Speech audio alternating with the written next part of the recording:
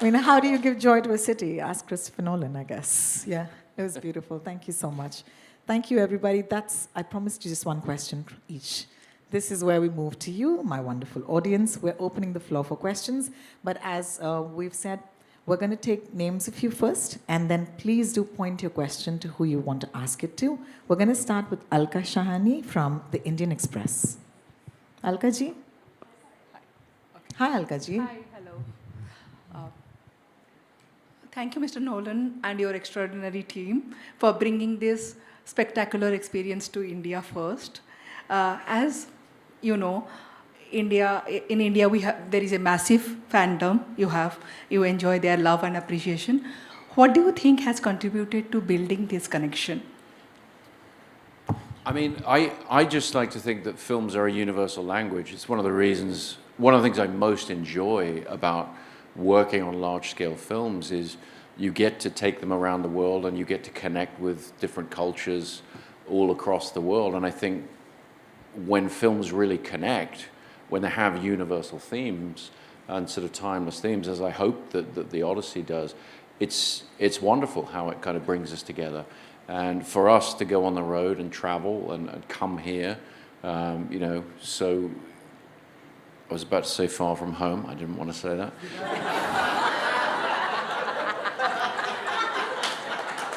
I got stuck. Just going to say, if you see only one Tom Holland film this summer, it's pretty thrilling to come to a completely different place and find, commonality, find entertainment together, find laughter and love and tears together in a movie theater. It's what the movies are all about. So this is the ultimate kind of expression of that for us. And it's been really thrilling to see our films in the past connect with Indian audiences. So thank you. Thank you, Alka ji, for your question. I'm going to move on, but hey, we had that in joke, okay? And forever. Let's move on to Anupama Kumar from the IANS. Hi, Anupama. Hello everyone. My question is for Matt. So yesterday when I saw this film, before I ask my question, let me tell you that it brought back my childhood memories when I read the poem, The Odyssey. And my question to you is that of all the characters that you have done in your career spanning 30, 35 years, which one has impacted you personally the most? Well, I think I would have to say this one because having the benefit of those 35 years behind me and to have the opportunity to play a role like this, he's such a fascinating, complex character, but to do it at this scale, in this way, with Chris, everything practical, everything in camera, it felt like my one chance to make a David Lean movie, and I'd always wanted to do that, and I felt such gratitude from the moment he called me. I knew what this was. I mean, I had a sense of what this was going to entail, and it required so much work from so many thousands of people. But you knew you were among kindred spirits. Every single person there wanted to be there and nowhere else. And we collected crew members in every country we went to. And you knew you were working with the elite from that country who were coming on board for that section to kind of take on that set piece. And then you'd move on and you'd pick up new members in Greece and Italy and Iceland and Morocco. It was just the most exceptional group of people who were all there for the same reason. And so I think, I said to Emma early on, I can't believe you decided to produce this movie. What is wrong with you? I said, I'm so happy I'm not a producer on this movie because the level of coordination would just beggared the imagination. But she said to me, this is like 6 or 7 movies, but we've actually made each of these movies already. We've been on the water with Dunkirk, we've been up mountains with Batman, so we've made all of these movies, and so we're prepared to make this one. And that's kind of how I felt. It took every kind of tool in the toolkit that I've been evolving and refining for my life to meet this moment, and I got to meet it with the most extraordinary group of people. So I would have to say this is the one. Thank you for your question, Anupama. And thank you for your answer, Matt. We move to Naini Thakkar from Forbes India. Hi, Naini. There's a mic coming to you. Hi. First of all, congratulations. What an incredible film, and it was truly an experience to all of you. My question's for you, Tom. Indian audiences sort of love these larger-than-life kind of films. What do you think will surprise them about the Odyssey?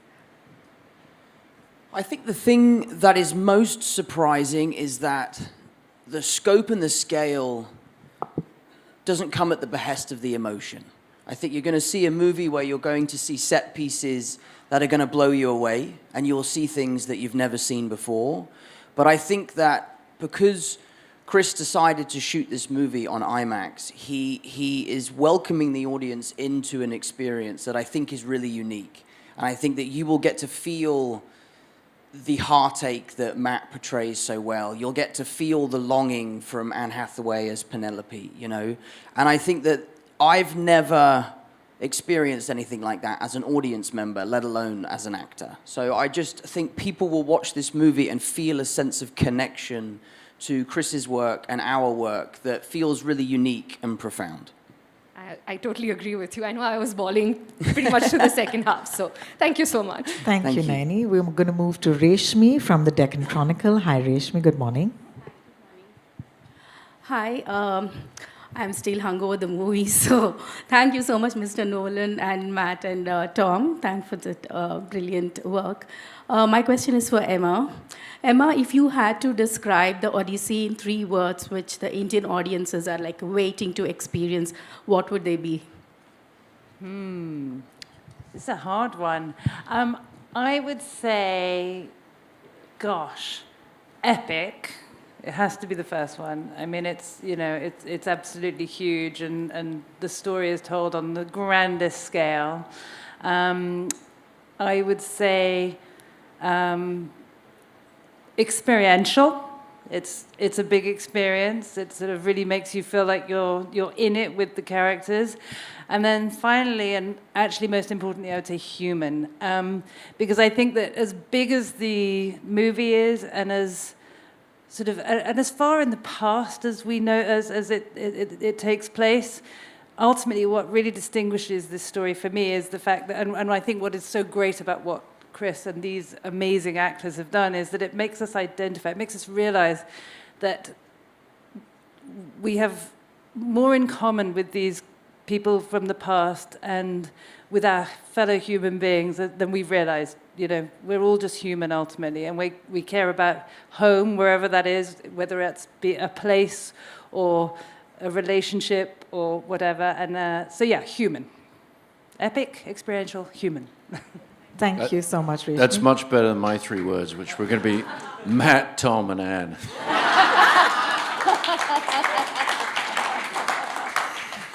Anupama Ramakrishnan from the Deccan Herald is next. Hello, Odyssey family, and to the head of the family, my question is for you, Chris. One thing that really fascinates me about the Odyssey is that we don't actually know if Homer was a single person at all. The poem may have come from a generation of storytellers, and you have a distinct voice. When you adapt a story with no definitive author, as some believe, does it feel creatively freeing, or does it make you feel, have an even greater responsibility? That's a great question. Yeah, I mean, I certainly wasn't worried that Homer, whoever or whatever they were, was going to come after me in the press or anything. But Homer, whoever or whatever they are, has plenty of representatives who feel they know exactly what was intended. So anytime you take on a piece of literature that's known and beloved by so many people, and this is a story that's fascinated generation after generation for 3,000 years, a lot of different people have a lot of different ideas of what it's going to be like. But for me, like when Emma and I were doing the Dark Knight films, and we were working on a beloved character, Batman, we sort of realized that you just have to make the best film you can and put a strong interpretation, your interpretation on. And I think people who love the piece of literature, in this case the Odyssey, hopefully they enjoy the respect that we're showing to the original source by making as good a film as we know how to make. I have a literature background and I understand you have too.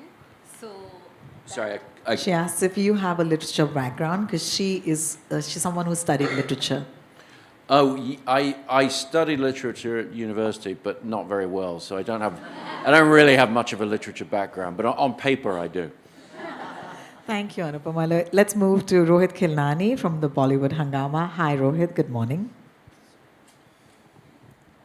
Thank you. Hi. Great to see all of you in Mumbai. And as always, you're doing a wonderful job, Rohini. My question is to Matt. When we walk out of the theater, Odysseus stays with us. His qualities. There's so much to think about. What is that one quality or few qualities that stayed with you that you would like to imbibe? Oh, great question. Because I think it depends sometimes really on where you are in your own life when you encounter this story. I think that's why it's endured, right? Because, as a young man, I probably viewed it more as a coming-of-age story. Encountering it again in my 50s, it struck me very differently, and I really related to this character, and with a lot of life behind him, a lot of, he's flawed, he doesn't make the right choice. He very much has to live with what he's done.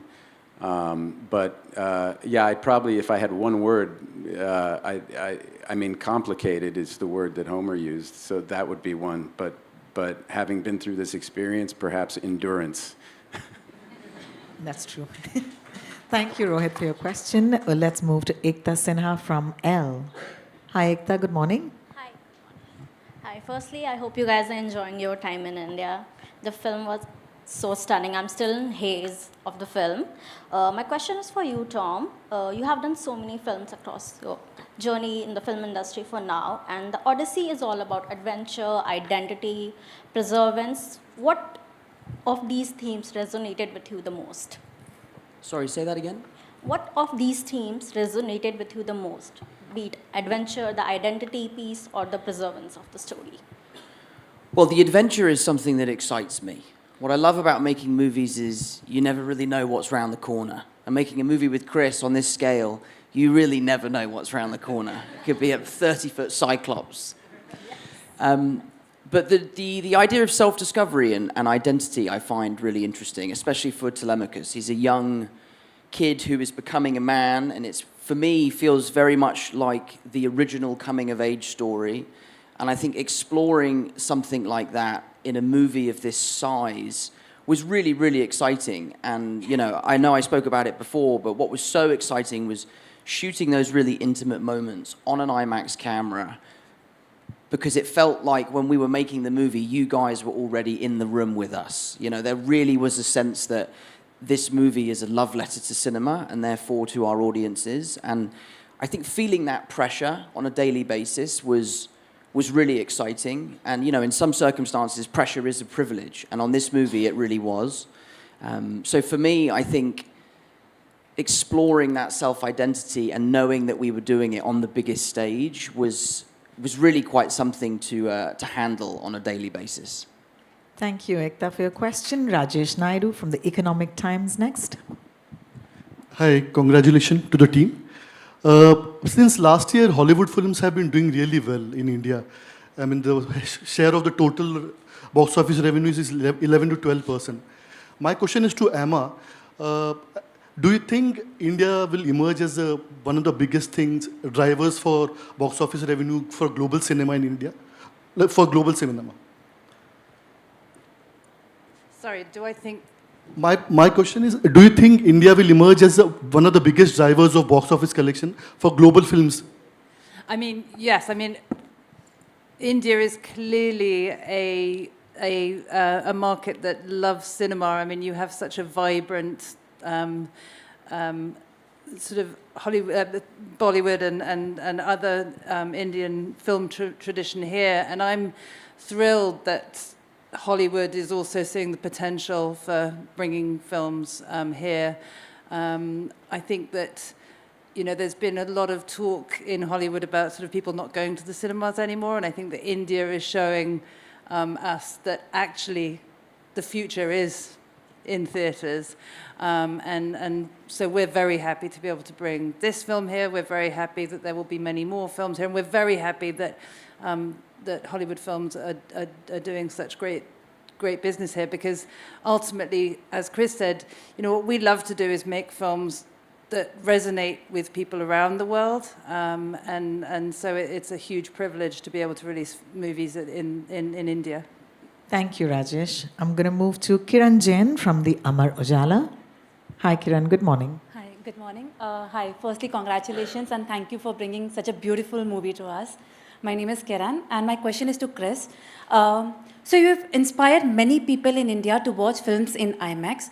What was your experience working in India and what makes Indian IMAX fans so special? My experience working in India, I mean, I've had two experiences working in India, one in Jodhpur, one in Mumbai, and it was fabulous. I mean, certainly for somebody coming with fresh eyes to this city, everywhere you look, there's something that you want to photograph as a filmmaker.